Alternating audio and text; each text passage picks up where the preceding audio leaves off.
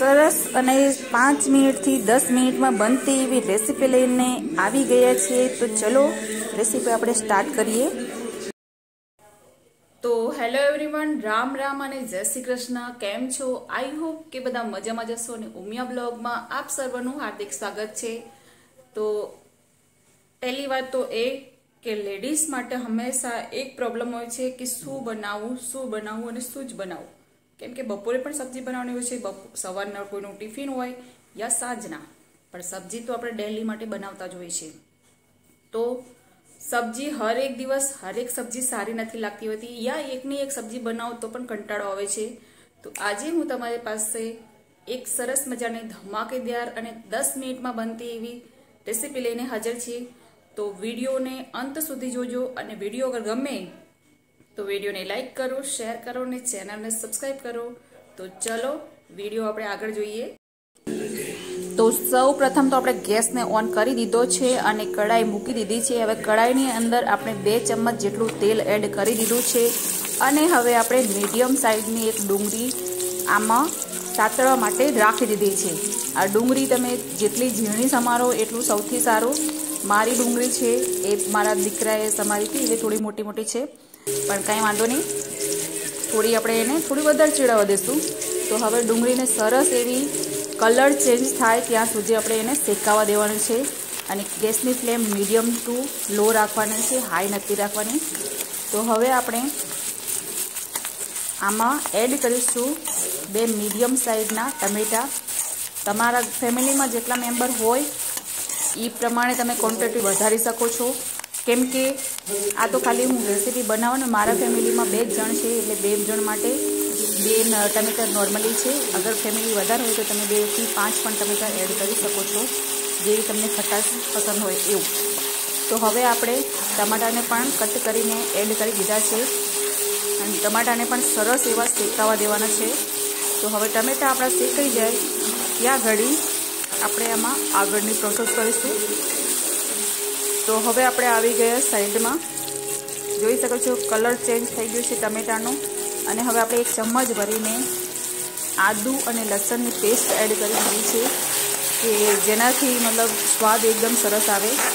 તમે એડ કરો પણ ખરા અને ના પણ કરો તો પણ ચાલે, કેમ કે આગળ આપણે બીજી વસ્તુ એડ કરવાની છે તો જેનાથી ખટાશ કદાચ વધી પણ જાય, પણ મેં એડ કરી છે કેમ કે મને સરસ લાગે છે એટલે।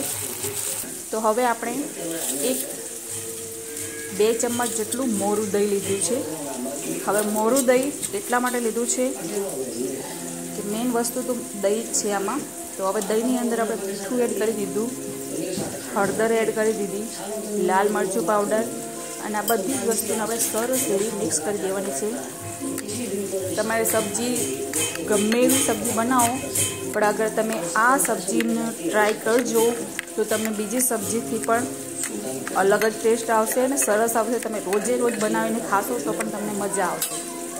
તો હવે આપણે આ પેસ્ટને મિક્સ એવું સરસ કરી દીધું છે, તો આને આપણે હવે સાઈડમાં રાખી દઈશું અને પછી આપણે આગળ વધીશું।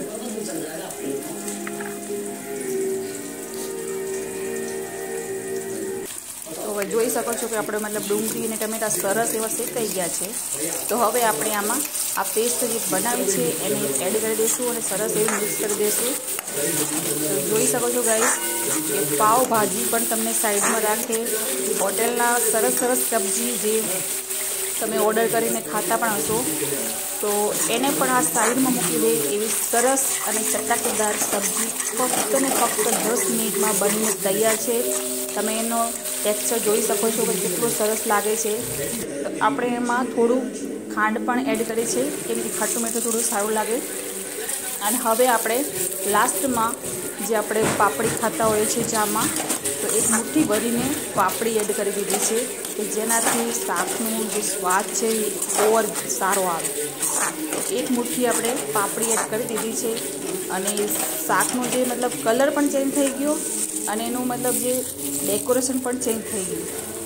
તો આ આપણી રેસીપી હતી, તમને કેવી લાગી? અગર સારી લાગી હોય તો એકવાર જરૂરથી લાઈક કરો અને કમેન્ટ કરો કે કેવી બની છે અને તમે જરૂરથી ટ્રાય કરજો। કેમ કે એકવાર ટ્રાય કરશો તો જ તમને ખબર પડશે કે રેસીપી આખિર કેવી છે. તો ચેનલ પર પહેલી વાર જ આવ્યો તો વિડીયોને લાઈક કરો, શેર કરો અને ચેનલને સબસ્ક્રાઈબ કરો. Thank you so much video watching કરવા બદલ. અને જોઈ શકો છો કે આપણી રેસીપી બનીને તૈયાર છે, સરસ એવી.